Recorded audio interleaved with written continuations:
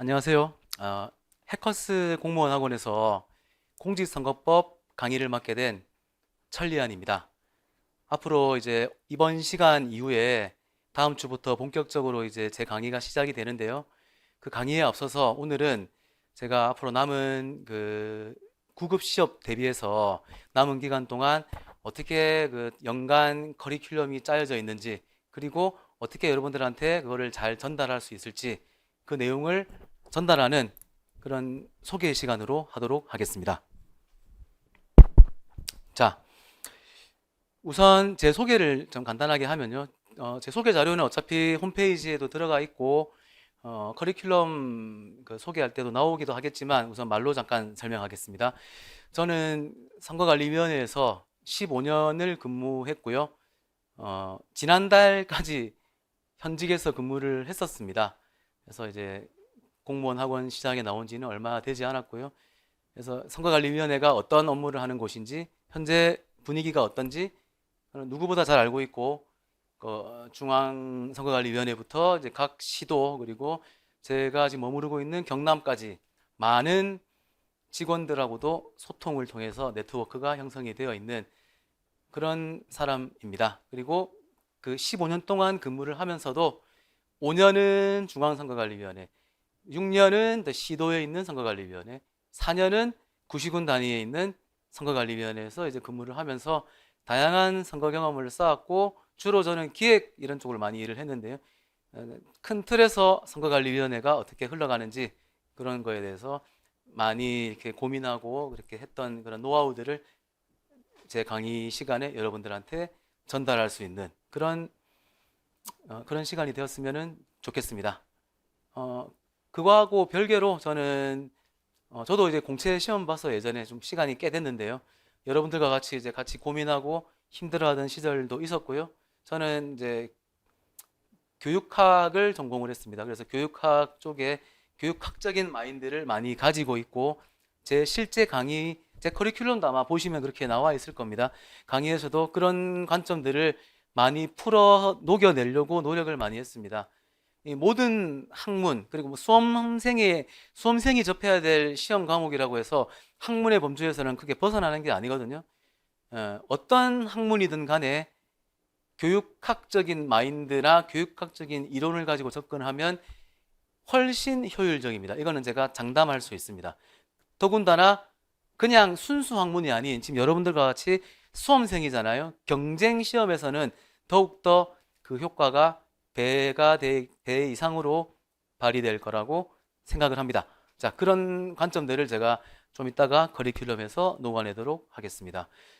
제 나머지 소개는 제 프로필에 자세하게 나와 있으니까 참고하시기를 바라고요. 이제 커리큘럼 들어가기에 앞서서 먼저 이제 여러분들한테 반드시 꼭 소개하고 싶은 자료가 있습니다.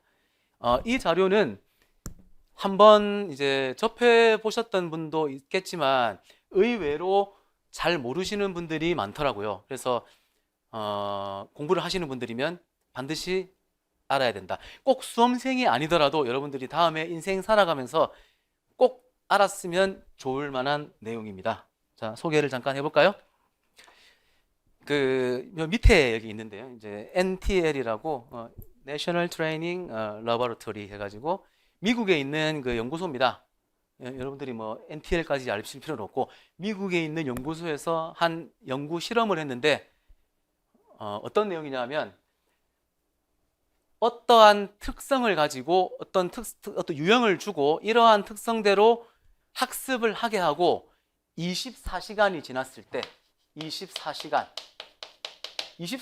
지났을 때 누가 가장 기억에 오랫동안 남아 있느냐, 그 실험을 한 겁니다. 자, 그 결과가 다음과 같습니다. 단 5%밖에 안 남아 있어요. 그러니까 100을 만약에 주입을 시켰다면 5%밖에 기억에 안 남아 있고 95%는 다 기억에서 사라졌다라는 뜻입니다. 물론 이거는 개인 편차는 있고 그 공부하는 양이나 이런 것들이 좀 다를 수는 있지만 평균적으로 그랬다라는 것입니다.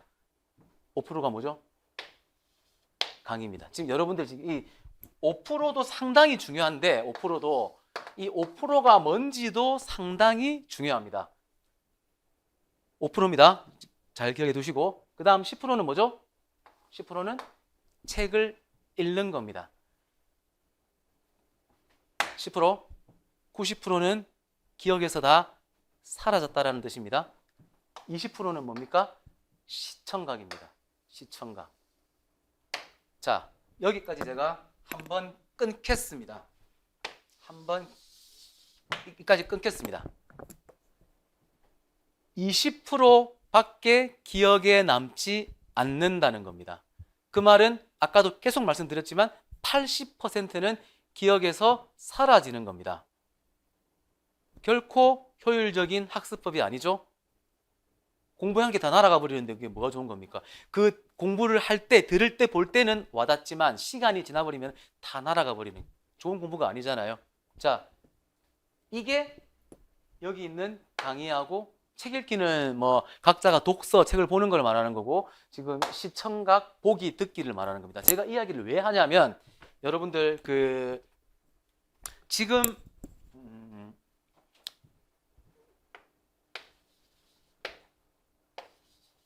있죠? 지금 제가 하고 있는 게 뭡니까? 이겁니다.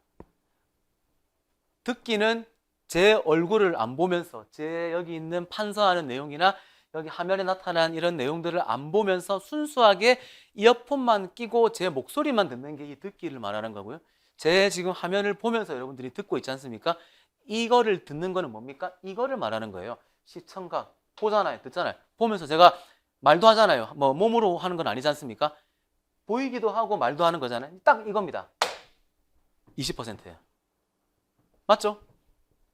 여러분들이 제가 아무리 강의를 잘한다라고 하더라도, 물론 제가 강의를 좀 정말 잘하면은 약간 뭐 플러스 알파 해가지고 21% 정도는 좀 더 늘지 않을까, 22% 정도는. 그런데 어쨌든 간에 제가 아무리 강의를 잘한다고 하더라도 20%밖에 여러분들이 소화할 수 있는 양은 정해져 있다는 겁니다.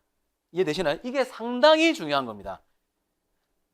제가 강의를 못하면 더 줄어들겠죠. 제가 강의를 못해가지고 뭔 말인지를 잘 못 알아듣거나 강의를 하다가 말았거나 뭐 여러 가지 이유가 있죠. 강의를 잘 못해서 그랬거나 제가 잘못 알려줬거나 하다가 말았거나 뭐 여러분들이 듣다가 말았거나 여러 가지 경우가 있지만, 어떤 경우든지 간에 강의를 들어서 보게 된 경우에는 20%를 넘기기가 어렵다는 게 이 학습 피라미드의 핵심 중에 하나입니다. 상당히 중요한 내용. 이해되시죠? 자, 금방 말한 것 꼭 머릿속에 기억해 두시고, 그 다음에 30%가 뭐죠? 시범식 교육입니다. 시범식 교육은 이제 얘보다는 약간 좀 나아가가지고 시범을 사람을 이제 뭐 앞에 세워놓고 시범적으로 보여주는, 약간 좀 어떻게 보면 약간 형식을 갖춘 그런 거니까 조금 더 올라가겠죠. 올라가봤자 30%밖에 안 됩니다. 그렇잖아요. 20이나 30이나 제가 볼 때는 별 차이 없어요. 물론 10% 늘었지만 기억력에 저장되는 거는 아주 작다라는 거예요. 그게 중요하다는 거예요. 오케이? 자, 그 다음에 그나마 내가 머릿속에 저장해 놓은 게 24시간이 지났음에도 불구하고 반이나 기억을 했네 하는 게 뭡니까? 집단토의입니다. 집단토의. 다 모여가지고 나는 이렇게 생각해. 오늘 선생님께서 알려주셨는데 너는 뭐야? A? 나는 아닌데? 너 그래? 네 말도 일리가 있어? 그렇게 해볼까? 오케이, 좋았어. 그러면서 자기가 머릿속에 기억을 오래 하는 거예요. 오케이? 그럼에도 불구하고 50%밖에 기억에 남지 않는다라는 겁니다. 자, 이제부터 아까 제가 20%밖에 안 된다는 거, 제 강의 듣는 거, 이게 중요하다고 했고, 이제 더 중요한 거 이야기합니다. 밑에 글씨가 잠깐 안 보일 수 있는데요. 75%입니다. 75. 이제 비율이 확 뛰죠. 물론 여기 약간 띄었지만 75%라는 거는 기억하는 양이 기억을 안 하는, 못 하는 양보다 더 많다라는 겁니다. 75%를 기억했다라는 거는 25%는 기억을 못 했다는 거잖아요. 효율적이죠? 왜? 기억한 양이 못한 양, 25%는 기억을 못 했잖아요. 한 양이 3배예요, 3배. 3배나 많다는 거잖아요. 그러니까 이게 효율적인 거죠. 앞에보다 훨씬 효율적인 거죠. 뭘까요? 실제 해보기입니다. 실제 해보는 방식은 여러 가지가 있을 거예요. 제 강의를 한번 예를 들어볼까요? 여러 가지가 있는데 제 강의를 여러분들은 제 강의 들으러 오신 분들이니까 제 강의를 한번 예를 들어보겠습니다. 제 강의를 듣고 실제 해보는 거예요. 실제 뭘 해볼 수 있죠? 저같이 강의를 하면 됩니까? 수험생 하다가 그만두고 이제 강사 물론 하셔도 됩니다. 그럼 더 좋을 거예요. 실제 뭘 해본다?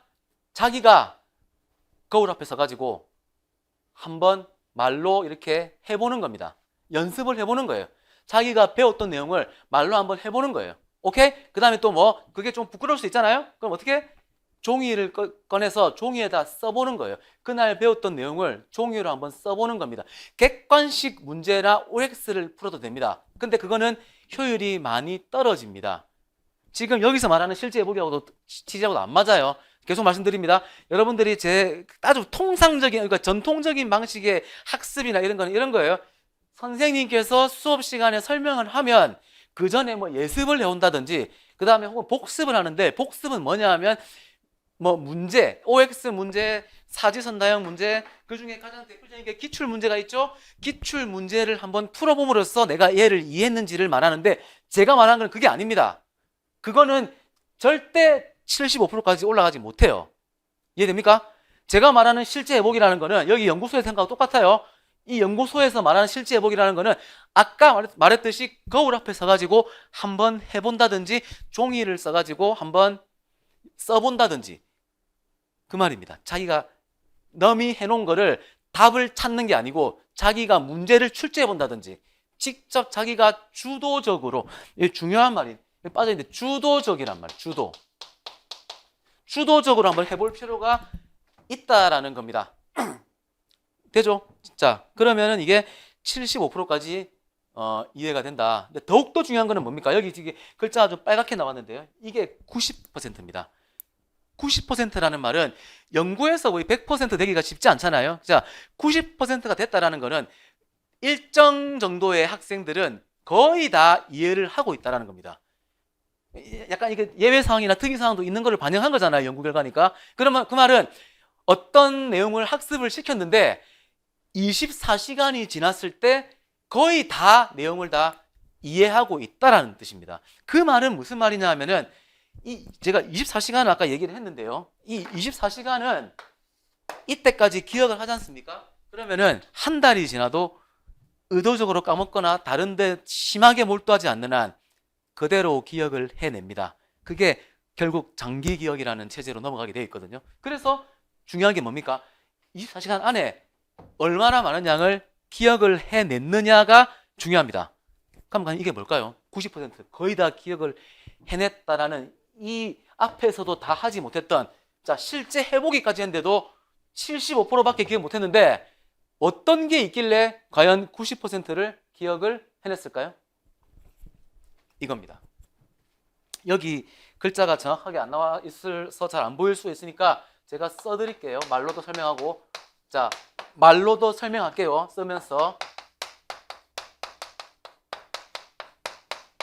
자, 제가 말로 설명했습니다. 뭡니까? 말로 설명하기입니다. 90% 이상 기억을 할 수 있는 게 뭐라고요? 말로 설명하기입니다. 자, 실제 해보기하고 말로 설명하기하고 차이가 뭘까요? 이게 정말 중요합니다. 자, 말로 설명하기라는 거는 결국 저를 보시면 돼요. 제가 하고 있는 게 지금 말로 설명하는 거예요. 얘하고 차이가 뭐다? 말로 설명한다라는 거는 뭡니까?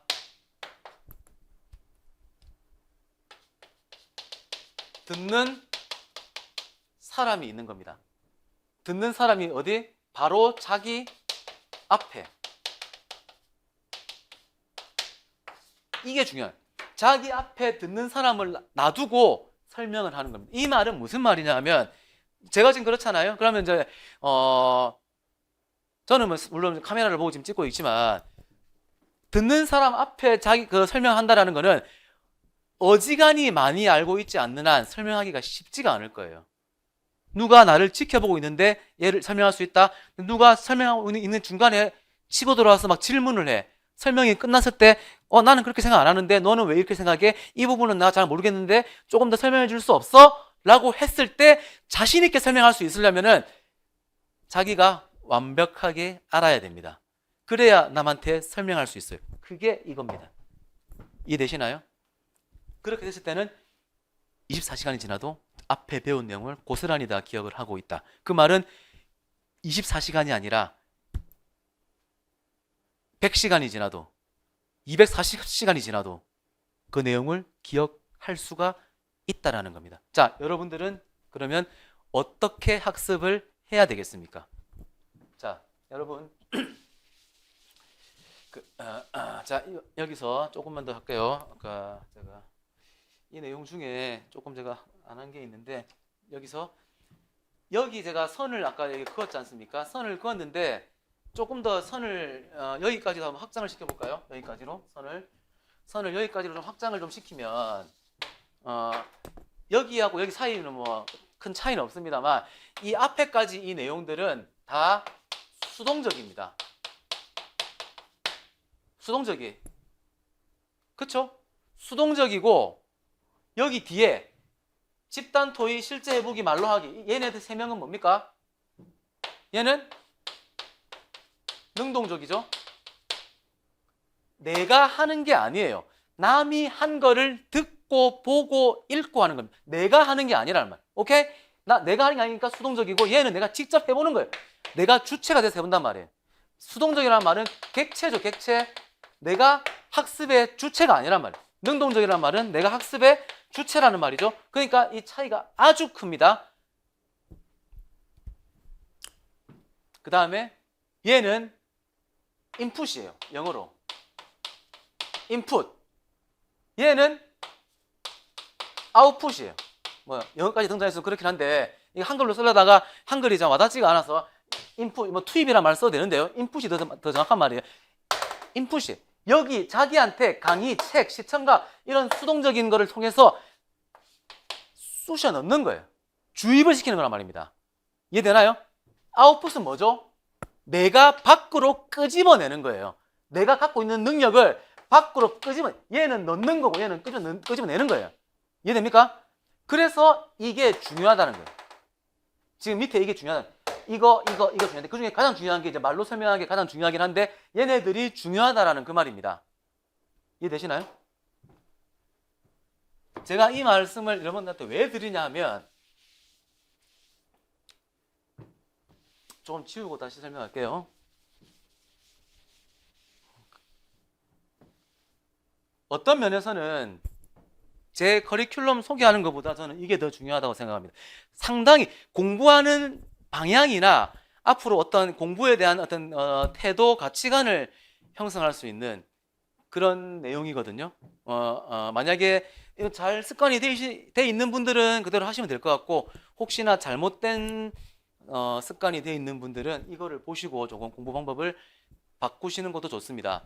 공부를 오래 했는데 점수가 잘 안 나오시는 분들은 무언가 문제가 있는 겁니다. 그래서 그 문제점을 아마 찾아보시기를 바라고 이게 많은 도움이 될 수 있기를 바라면서 혹시 제 도움이 필요하다면 제가 나중에 말미에 설명하겠지만 제가 개인적으로도 좀 도와줄 수 있는 방법을 저한테 상담을 하시면 강구를 해드리겠습니다.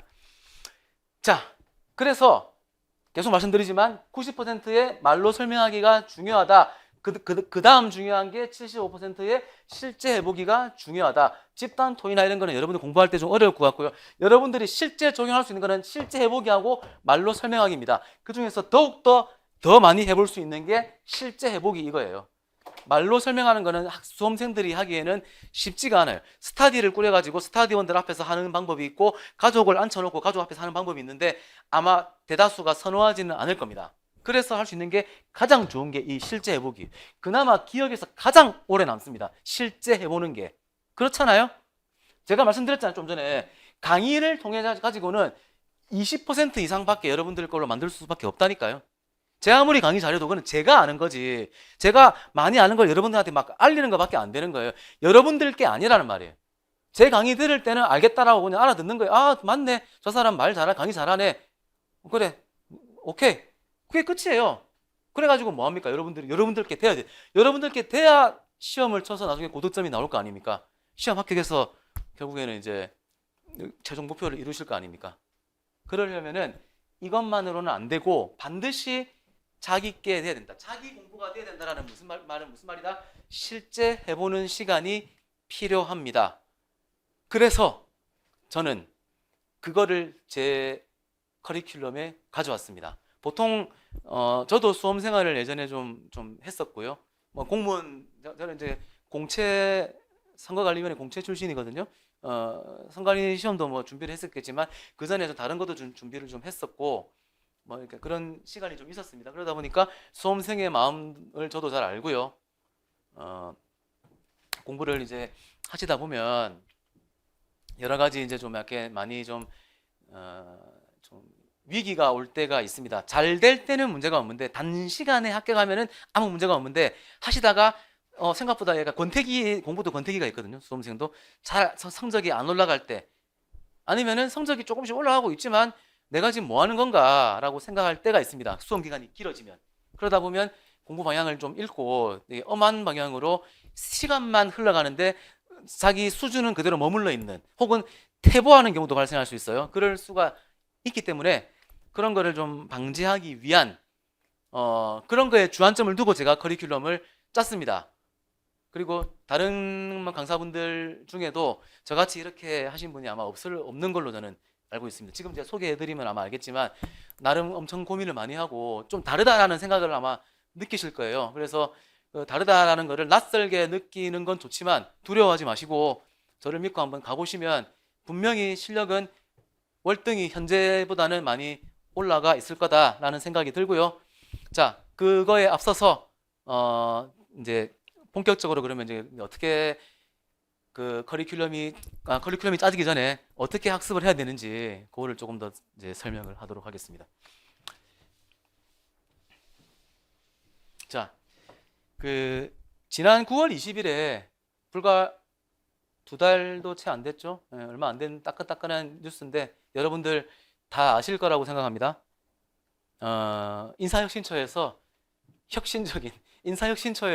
혁신적인 그런 그 개편안을 들고 나왔습니다. 제가 봤을 때는 좀 혁신적입니다. 이게 지금까지 이렇게 바뀌지 않았거든요. 빨리 바뀌었어야 되는데 안 바뀌고 있다가 정말 바람직한 현상이라고 저는 생각합니다. 자, 얘네들이 직무 중심으로 바뀐다. 물론 이거는 지금 이전에도 아마 많이 논의가 됐었고요. 여러분들 아시다시피 예시 문항을 들어가지고 2차례나 이미 점검을 했고요. 그런 식으로 문제를 냈을 때 학생들이 어떻게 받아들이고 점수대가 어떻게 포진이 될 건지 아마 데이터를 수집하겠죠.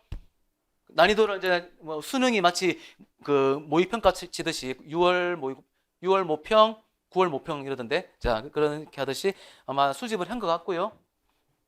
그래서 바뀐다고 했을 때 이미 뭐가 좀 많이 좀 다른 변동이 있겠구나라고 생각을 했는데 아니나 다를까 이제 결국 이렇게 혁신적인 내용을 가져왔습니다.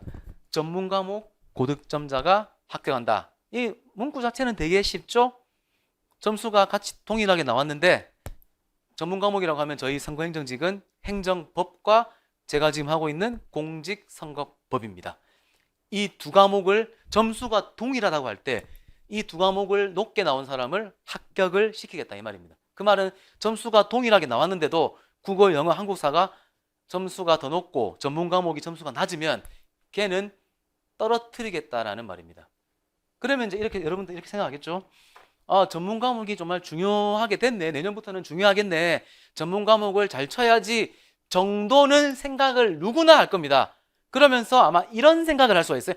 자, 전문 과목을 잘 쳐야지 생각을 하는데 전문 과목이 나는 생각보다 점수가 잘 안 올라. 나는 원래 내 잘하는 분야, 오래 공부했고 내가 원래 학창시절 때도 잘했던 분야가 언어 과목이었어. 영어, 국어, 영어였어. 그래서 여기서 점수를 많이 벌어놓고 전문 과목은 조금 남들 따라가는 정도, 못 미치는 정도만 안 하게끔 한번 이런 전략으로 가보자 라고 생각할 수가 있어요. 그게 예전에는 그게 됐단 말입니다. 자, 볼까요? 국어, 영어입니다. 자, 여기 한국사. 그 다음에 이제 법 과목은 총 2개가 있죠. 아까 말씀드렸듯이 행정법, 공직선거법. 자, 그럼 있는데 얘를 제가 픽스를 시켜 놓을게요. 이제 왜냐면 얘네 둘이는 언어하고 관계된 과목이니까 제가 볼 때는 큰 틀은 같습니다. 지금 이 과목이 개편돼 가지고 더욱더 같아요. 스타일이. 원래도 좀 비슷했는데 지금은 거의 차이가 없습니다. 한국어로 썼느냐 영어로 썼느냐 그 차이밖에 없어요. 제가 볼 때 그렇습니다. 그래서 같다고 보고, 자 그러면 얘는 좀 다르잖아요. 그래서 이 과목이 예를 들어서 픽스를 시켜놓을게요. 90점이다. 절대 어렵게 안 나올 겁니다.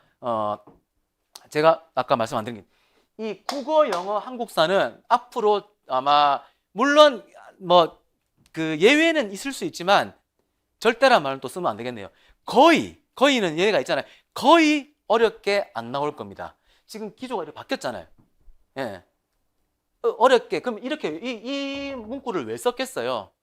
얘를 어렵게 낼 것 같으면. 그렇잖아요. 어렵게 안 낼 겁니다. 그래서 국사를 90으로 잡아놨어요. 어지간히 공부하면 아마 90점이 나올 거예요.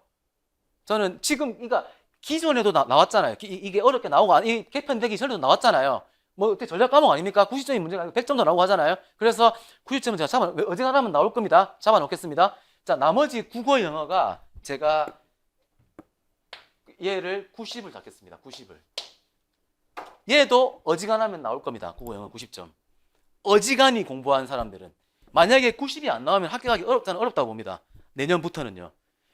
단지 90이 나오는데 시간을 얼마나 세이브하느냐의 차이입니다. 얼마나 국어 독해를 빨리 풀어내느냐, 영어 독해를 빨리 풀어내냐, 그 문제일 거예요. 시간을 얼마나 세이브하느냐. 세이브만 잘하면은 90점이 나와야 됩니다. 시험이 쉽게 나온다니까요. 쉽게 안 나와도 지금까지 98점, 80 이상 나왔잖아요.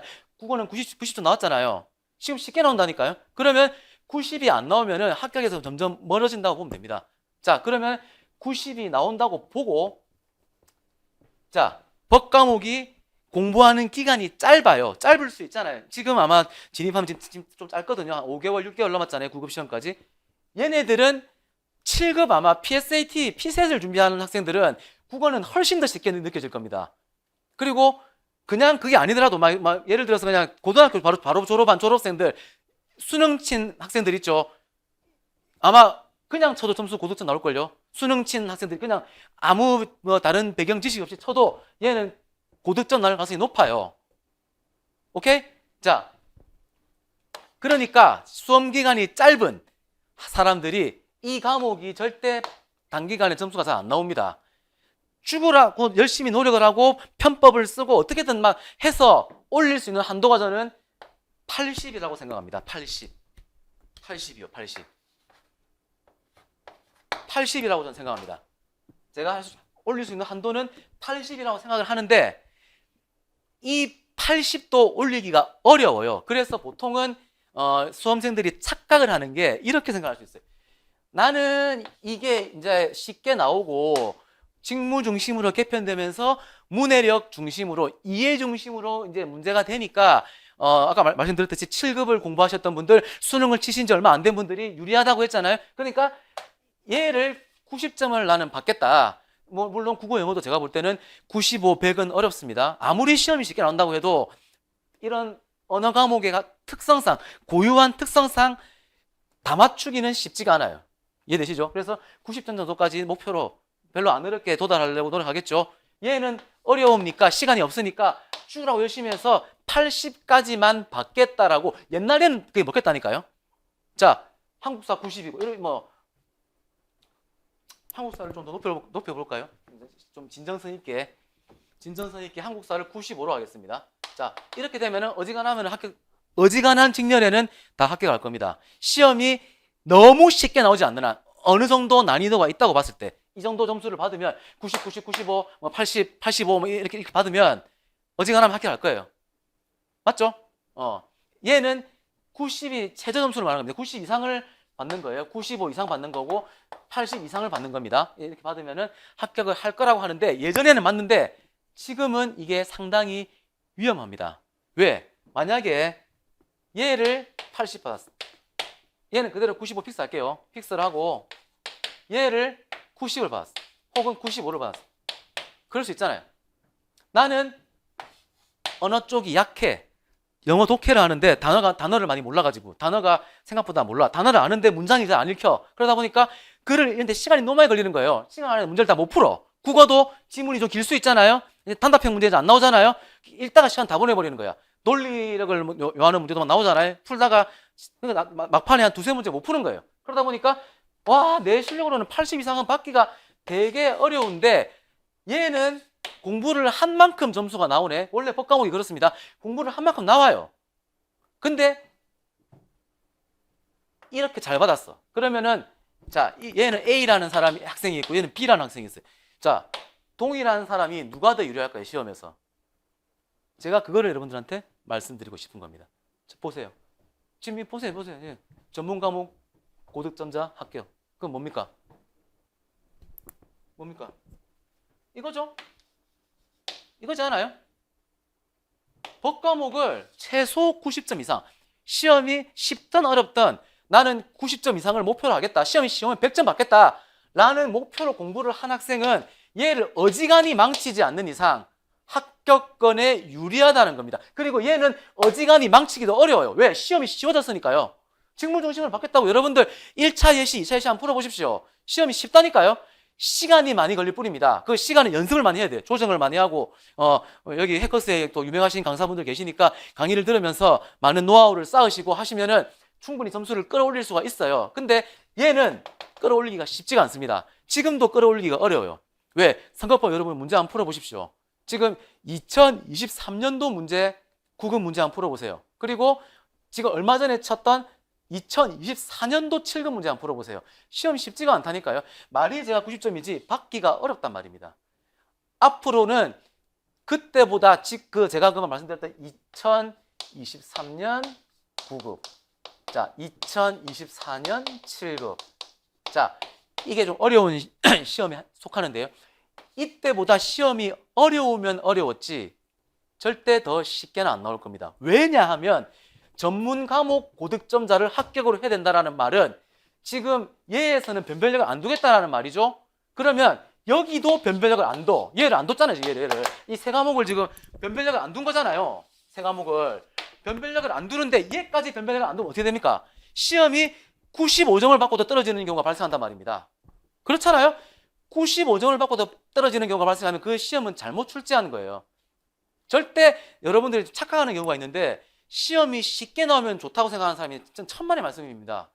시험은 어려울수록 좋아요. 왜? 쉽게 나오면은 내가 쉬운 게 아니고 모두가 다 쉽습니다. 그러면 뭐죠? 나는 공부를 열심히 해서 내공을 쌓았는데 정말 그날 컨디션이 안 좋거나 잠깐 착각 실수로 한 개를 틀려버렸어요. 그러면은 그 시험은 떨어질 수가 있어요. 공부를 얼마 안 하고 실력이 없는 사람들도 다 95, 100 받는데 시험이 어려우면 실수로 한 개 틀려도 충분히 커버할 수 있습니다. 나머지는 왜 70점도 못 받기 때문에 그렇습니다. 어려우면 시험을 잘 치는 공부를 많이 하는 학생들은 시험이 어려우나 쉬우나 90점을 받을 수 있기 때문에 그래서 이 법 과목이 난이도가 높아질 수밖에 없다는 거는 제가 얘기 안 해도 이미 다 기정사실화 되고 있는 거잖아요. 이제 그렇게 자 그래서 이 과목을 반드시 고득점을 받아야 된다. 행정법도 마찬가지입니다. 저기 지금 선거행정직 준비하시는 분들은 행정직을 준비하시는 분들은 행정직은 행정법 다 쳐야 되잖아요. 그러니까 선거행정직은 그 플러스 제가 하고 있는 공직선거법까지 이 법 과목을 반드시 잡아야 된다. 다른 직렬에는 또 행정학도 있겠지만 여튼 전공 과목을 제가 볼 때는 80점도 위험합니다. 80점 받아가지고는 상당히 위험해. 이 국어, 영어, 한국사를 거의 100점 가까이 받지 않는 한 80 받아가지고는 저는 위험하다라고 생각이 듭니다. 특히 제가 선거법을 가르치는 한 더욱더 위험할 겁니다. 왜? 저는 선거법을 어떠한 일이 있어도 제 강의를 끝까지 듣고 열심히 듣고 저하고 같이 소통하고 한 학생들은 반드시 제가 90점 이상 받게 하겠습니다. 시험이 어떻게 어렵게 나오든지 간에요. 그거는 제가 저하고 약속을 하시죠. 제 3월 말인가요? 4월 초인가요? 언제인지 모르겠지만 시험 끝나고 아마 그거를 증명하겠습니다. 그래서 카트라인이 많이 올라갈 가능성이 많습니다. 저 때문에. 그래서 반드시 여러분 전공 과목에서 90점 이상 받는다는 목표로 하셔야 됩니다. 80점 불안합니다. 80 밑으로는 합격 가능성 낮습니다. 다른 과목을 잘 쳤다고 해도 꼭 그런 마인드로 공부를 해 주시기를 바랍니다. 자, 그래서 선거법이 이제 합격이 되는 거는 금방 맞죠? 말씀드렸듯이 그렇게 되는 거고. 그러면 고득점은 이제 어떻게 해야 되느냐? 뭐 별로 어렵지 않습니다. 쉽습니다. 이겁니다. 이거예요. 이게 제가 네 개로 짧게 이렇게 설명했지만 상당히 이거 하기가 어렵습니다. 그러니까 이것만 정확하게 돼 있으면 고득점은 받을 수밖에 없습니다. 뭐 당연한 거예요. 조문에 대한 완벽한 이해. 그러니까 선거법은 제가 강의할 때 제가 저기 7급 기출 해설할 때도 설명드렸고요. 생기초 아까 강의 특강 촬영을 했는데요. 그때도 말씀드렸고 앞으로 강의 시작할 때도 계속 끝날 때까지 말씀드릴 겁니다. 조문입니다. 조문. 처음도 조문, 중간도 조문, 끝도 조문입니다. 조문을 어떻게 완벽하게 이해를 해야 됩니다. 어설프게 알 것 같으면 아예 모르는 게 낫습니다. 왜? 어설프게 알면 거의 제가 볼 때 한 1, 20% 빼고는 다 틀릴걸요? 왜? 문제를 그렇게 내니까요. 꼬아가지고. 그래서 정확하게 아는 게 중요하다. 그리고 나서 철저하게 기출 분석을 해야 됩니다. 기출 분석을 하는 거는 뭐 여러 가지 이유가 있지만 저는 제 강의는 이렇게 갑니다. 강의 이론 강의가 끝나고 나면 기출 분석하거든요. 기출은 문제 풀이를 하는 게 아니에요. 저는 제가 볼 때는 그렇습니다. 기출은 내가 지금 현재 어느 정도 단계에 와 있는가, 내 수준은 어느 정도 위치에 와 있는가를 보기 위한 겁니다. 자, 그래서 기출 분석을 하면은 제가 이것도 막 노력을 해가지고 자료집을 만들어냈거든요. 그걸 통해서 아마 여러분 수준을 알 수 있을 거예요. 그러면 내가 이 정도 위치에 와 있지, 이 부분이 부족하지, 취약점이 드러날 거 아닙니까? 그 부분을 집중 보완합니다. 그러면 이제 실력이 어느 정도 보완이 됐겠죠? 그 상태에서 많은 문제를 풀어야 되는데 무작정 푼다고 좋은 게 아니고, 여기 또 중요한 게 무작정 푸는 게 아니고 기출과 유사한 수준입니다. 기출과 유사하지만 약간 높은 수준. 그러니까 기출과 유사한데 비슷하거나 좀 낮으면은 시험이 쉽게 느껴지잖아요. 그러면은 실제 시험장 가서는 그 실력이 발휘 안 될 수 있어요. 약간 어려운 걸 연습을 해야 시험장 가서는 좀 떨리잖아요. 그거를 이제 커버할 수 있는 수준에, 약간 어렵지만은 문제 수준은 정말 좋아야 됩니다. 그리고 제가 볼 때는 문제는 그렇게 많이 풀 필요는 없습니다. 많은 문제는 풀어야 되지만 막 뭐 몇천 문제 풀고 막 하루에 막 500개씩 막, 그 옛날 공부 방식이 그렇잖아요. 어떻게 보면 정말 고리타분한 방식인데 그렇게 할 필요가 없어요. 문제는 적당하게 풀되 정확하게 풀어야 됩니다. 정확하게. 제가 아까 학습 피라미드도 설명했잖아요. 그 정확하게 푼 거를 내가 얼마만큼 정확하게 풀었는지 남한테 설명할 수 있어야 됩니다. 혹은 자기 자신한테라도 설명할 수 있어야 됩니다. 그리고 나서 마지막에는 최신 판례. 최신 판례는 그 마지막 선거 치르기 전까지도 이제 판례가 자꾸 형성이 되는데요. 제가 그거는 이제 여러분들 시험 치기 전에 한 달 정도 전에 최신 판례 중요하다 싶은 거는 별도로 정리해가지고 시험장에서 챙겨갈 수 있게끔 그렇게 안내를 하겠습니다. 이 부분은 별로 어렵지 않아요. 그냥 보면 되는 겁니다. 외울 필요도 없어요. 그냥 보고 이해만 하면은 충분히 시험장에서 맞출 수 있습니다. 판례는 그렇습니다. 그래서 요 4개만 돼 있으면은 고득점이 가능하다. 제가 지금까지 말씀드렸던 학습 피라미드 말씀드렸죠? 직접 해보는 게 중요하다. 강의 들어가지고는 20% 이상 절대 여러분들 걸로 만들기가 어렵다. 그 다음에 시험 체계가 전공 과목이 중요할 수밖에 없게 됐다. 전공 과목을 반드시 고득점을 받아야 된다. 지금 그런 스타일이잖아요. 자, 그 2개를 모든 거를 반영해서 저는 커리큘럼을 만들어냈습니다. 총 5단계인데 5단계 중에 마지막 5단계는 이제 면접과 관련된 건데 하나씩 한번 풀어볼까요? 자, 처음에 당장 다음 주부터 제가 강의를 시작을 합니다. 본 강의를 시작을 하는데요. 천하무적 더 핵심이라는 강의입니다.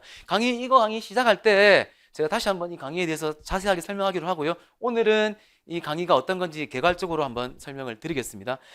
여러분들이 이제 기본 강의를 다른 학원에서 들으셨던 분도 있을 거고, 그 다음에 이 선거행정직 과목을 처음 접하시는 분도 있을 건데, 어떤 사람이든지 간에 한 달 안에 선거행정직 시험에 나올 만한 내용, 그 내용을 제가 압축을 해서 기존의 그 기본서 대비 한 3분의 1 정도, 뭐 심하면은 좀 두꺼운 책 쓰시는 분이 있잖아요. 4분의 1 정도 수준으로 내용을 완전 압축을 했습니다. 압축을 했는데도 불구하고 내용이 어지간한 거는 다 들어가 있어요.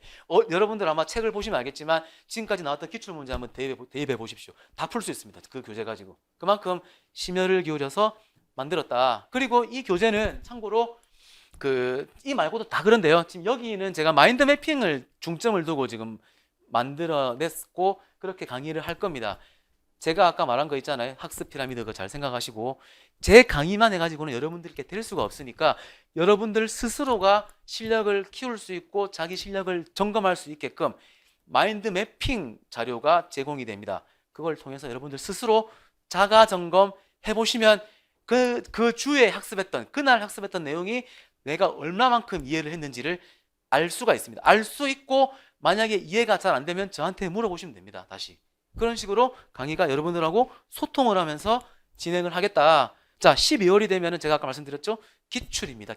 기출을 통해서 내가 현재 가지고 있는 내 실력이 어느 정도 와 있는지 그리고 그걸 통해서 취약점이 뭔지를 자기 스스로 분석을 하는 겁니다. 자, 여기서 정말 중요한 건 뭐죠? 분석도 분석인데 바로 이거예요. 바로 보입니까? PT입니다. PT.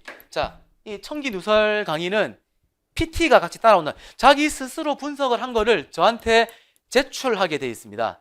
그 분석하는 방법은 제가 다음에 알려드릴게요. 기출 문제를 스스로 풀고 분석할 수 있게끔 자료를 만들어 드릴 거고 그거를 통해서 그 자기 스스로 분석한 내용을 진단지를 저한테 제출하면 제가 피드백을 해드리겠습니다. 저한테 제출해 주시는 모든 분들한테 다 해드리겠습니다. 그러면 제 피드백 코멘트를 들으시면 더욱더 자기가 어디가 부족한지를 아마 아실 수 있을 겁니다. 자, 그걸 통해서 내 실력을 한 단계 더 업그레이드 할 수 있고요. 그게 돼 있으면은 이제 본격적으로 문제풀이를 들어가는데 딱 첫 문제를 제가 준비를 할까 합니다. 첫 문제 중에는 그 기출 문제에서 약간 변형된 문제도 있을 거고 제가 새롭게 만든 문제도 있을 거고 뭐 다양한 문제들이 아마 들어갈 겁니다. 정말 자신하건대 한 문제도 버릴 거 없을 만큼 수준 높고 실제 시험하고 아주 유사도도 높고 나올 가능성 높은 문제들로 구성이 되어 있으니까 꼭 강의를 들으시면 좋을 것 같습니다. 자, 그리고 여기는 좀 특이한 게 또 나오죠. 자, 강의를 단순히 문제풀이만 하는 게 아니라 문제풀이에 앞서서 조문하고 문풀하고의 우리 콜라보레이션입니다. 조문을 먼저 한 번 더 짚고 넘어간 다음에 조문에서 어떤 게 시험에 많이 나왔고 어떤 게 올해 시험에는 내년 시험에는 또 나올 건지 제가 진맥을 하는 거죠. 진맥을 해드린 다음에 문제를 풀 수 있게끔 그렇게 특이하게 진행을 해 나갈 예정입니다. 그러고 나서 이제 3월이 되면 이제 거의 3월 한 중순쯤 될 것 같은데요. 시험치기 막바지죠. 한 2주 남겨 넣었을 정도인데 이때는 동형 모의고사입니다. 실전하고 가장 유사한 이걸 통해서 제가 여러분들이 어느 정도 위치에 와 있는지 스스로 점검할 수 있는 그런 시간을 가지고 아까 말씀드렸듯이 남는 시간이 있다면 최신 판례 혹은 법이 개정되거나 혹은 이 부분은 조금 짚고 넘어가면 좋을 것 같다. 여러분들이 이 부분은 시험장에서 챙겨라 하는 부분만 또 모아서 또 한 번 정도 특강을 하면 제 이 커리큘럼만 정말 쉬지 않고 열심히만 잘 따라와 주신다면 기존에 공부를 해오셨던 분들도 뭐 당연한 거고 처음 제 강의를 들으시는 분들도 시간이 그렇게 많지는 않지만 저 선거법 과목에 시간을 많이 투자를 한다는 전제하에 충분히 고득점 받을 수 있습니다. 제가 자신하겠습니다. 시간이 6개월이면 충분합니다. 하루에 시간을 많이 투자해서 꾸준히 해야 됩니다. 단기간에 몰아가지고 한 달 남겨놓고 벼락치기 안 됩니다. 고득점이 힘들단 말입니다. 그래서 꾸준히 제 커리큘럼을 따라와 주시면 제가 고득점으로 여러분들한테 약속을 하겠습니다. 자, 그러고 나서는 자, 더 면접 라이브라고 이제 그 필기 합격하신 분들을 위한 제 일종의 선물이죠. 면접 특강을 진행을 하고 그 시간이나 뭐 제가 여러 가지 뭐 어떤 여건 물리적인 여건이 된다면 여러분들 있는 곳에 여기 노량진에 오셔도 되고요. 멀리 계신 분들은 굳이 뭐 오시기도 어려울 수도 있잖아요. 그래서 계신 곳으로 가서 정말 면접을 잘하고 있는지 실전 면대면으로 라이브 코칭을 할 수 있는 그런 시간도 좀 가져볼까 합니다. 그래서 저하고 시작했던 분들은 저를 통해서 마지막 면접까지 최종 합격까지 갈 수 있는 그런 강사가 되도록 하겠습니다. 저는 제가 아까 앞에 여기에도 좀 보이시나요? 앞에도 설명했지만 M이라는 단어를 제 이름 앞에 붙였습니다. 이 M이라는 단어가 멘토의 약자입니다. 멘토는 제가 생각하는 멘토는 그렇습니다. 강사하고 다른 점은 강사는 어떤 거를 알려주는 사람입니다. 지식이나 어떤 뭐 그런 거 있잖아요. 알려주는 사람인데 멘토는 이끌어주는 사람이라고 생각합니다. 저는 여러분들을 잘 이끌어서 합격까지 갈 수 있게끔, 그거는 꼭 여러분들의 지식이나 그런 걸 말하는 게 아니고 여러분들의 뭐 멘탈이라든지 뭐 고민이라든지 수험 생활에서 겪었던 어떤 그런 것들 딱 멱살 잡고 갈 수 있게끔 그렇게 책임지고 열심히, 저도 수험생을 했다고 아까 말씀드렸잖아요. 다시 수험생이 되는 그런 기분으로 돌아가서 여러분과 같이 저도 하도록 하겠습니다. 제 커리큘럼은 이렇게 5단계로 마무리가 되고요. 여기 조금 설명이 안 돼 있는데 학원 홈페이지나 제 나머지 아까 생기초 특강 자료라든지 그런 데 보면 그 자료가 아마 올라가 있을 겁니다. 제가 카페를 이제 다음 카페를 개설을 했는데요. 그게 개설한 지가 좀 제법 됐는데 제가 아직 오픈을 한 번도 안 했습니다. 자료는 이제 다 틀은 만들어 놓고 여러분들한테 좀 필요한 자료들은 다 거기다가 올려놨는데도 불구하고 아직 한 번도 오픈을 안 하다 보니까 개설한 지는 한 2주 정도 이상 된 것 같은데 아직 회원가입이 안 돼 있는 상태입니다. 지금 오늘 제가 처음 오픈하겠습니다. 천리안 공직선거법이라고 치시면 아마 카페명이 뜰 거고, 카페 주소는 카페 치시고 그 주소에다가 마지막에 인사이트입니다. 인사이트, 영어로 인사이트. 인사이트 숫자 1000을 치시면 됩니다. 인사이트 하고 1000입니다. 얘는 영어, 얘는 숫자. 인사이트는 우리가 통찰력이라는 영어 단어죠. 자, 천리안 제 이름이 뭐 어쩌다 보니까 그렇게 됐는데 선거법에 제가 가지고 있는 슬로건입니다. 본질을 깨뜨려보는 눈이라고, 제가 천리안의 눈으로 여러분들의 선거법을 깨뚫어 봐서 고득점이 될 수 있게끔 그렇게 이끌어 가겠습니다. 깨뚫어서 이끌어 가겠습니다. 그런 뜻에서 인사이트 1000이라는 거를 주소로 썼습니다. 그래서 많은 분들이 가입하셔가지고 거기 유익한 정보도 이제 얻으시고, 공부하시다가 어려운 점 있으면은 물어보시고요. 혹시 이 강의를 듣고 뭐 정규 강좌를 안 들으시는 분들이 있을 수도 있어요. 커리큘럼만 듣고 뭐 그분들은 당장 안 들으시더라도 제가 뭐 강요는 안 하겠습니다만 뒤늦게 들으셔도 됩니다. 다른 거 하시다가 들으셔도 되는데 카페는 꼭 가입을 해 보시기 바랍니다. 정보를 얻을 수 있는 게 많이 있을 거고, 뭐 선거법과 관련된 내용도 저한테 물어보시면 제가 아는 한도 내에서는 알려드리도록 하겠습니다. 그리고 선거관리위원회 조직에 대한 이야기, 공무원 생활에 대한 이야기, 그런 것들 다 알려드리도록 하겠습니다. 저는 그 퇴직한 지가 얼마 되지 않아 가지고 얼마든지 이제 그 내용들을 다 알고 있고, 지금 현재 현직에 계신 많은 분들이 저하고 지금 소통도 하고 있거든요. 그래서 여러분들한테 유익한 정보를 알려드릴 수가 있을 겁니다.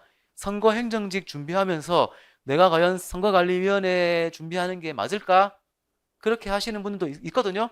선관위는 과연 뭐 하는 곳이지?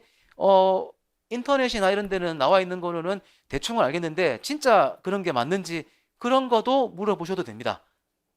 혹은 제가 실강이 다음에 언제 혹시나 기회 되면 열릴지 모르겠는데 실강이 열리든 안 열리든 저는 이제 촬영하러 이제 저기 오거든요. 제가 오는 날에 혹시나 여기 근처에 여기서 공부를 하시거나 근처에 계시는 분들은 직접 저한테 오셔가지고 궁금한 점 있거나 상담받고 싶으시면 사전에 미리 약속만 한다면 학원 측을 통해서 아마 문의를 하십시오. 제가 시간 되는 한도 내에서 개별적으로 상담도 해드리겠습니다. 자, 이 정도 하면은 제 커리큘럼은 된 것 같고요. 이제 본격적으로 제 강의에 대한 내용, 강의에 대한 또 세미 커리큘럼은 다음 이제 제가 강의 시작할 때 제 강의를 들으시는 분들한테 정말 또 다른 꿀팁을 가지고 여러분들한테 소개할 수 있도록 하겠습니다. 한 40분, 50분 정도 제가 설명을 했는데요. 자, 커리큘럼 소개 들어주셔서 감사하고 제 커리큘럼 소개는 여기서 마치도록 하겠습니다. 감사합니다.